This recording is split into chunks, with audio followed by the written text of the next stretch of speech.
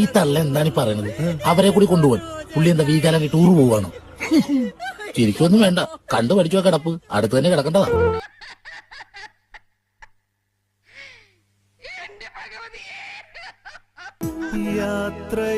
യാത്രയാകുന്നിതാ പ്രിയജനമേ, കരയല്ലേ കരയല്ലേ പോകുന്നു ഞാൻ.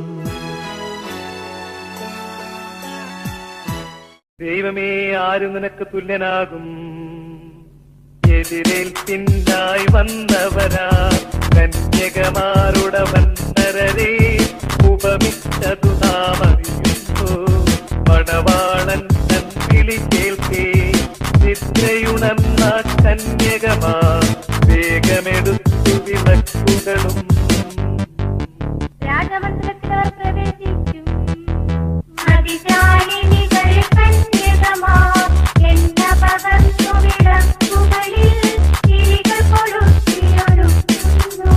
മണവാളനതാ സ്വർഗ്ഗത്തിൽ വാതിൽ തുറന്നകമണയുന്നു. കന്യകളാൽ പരിചേവിതനായി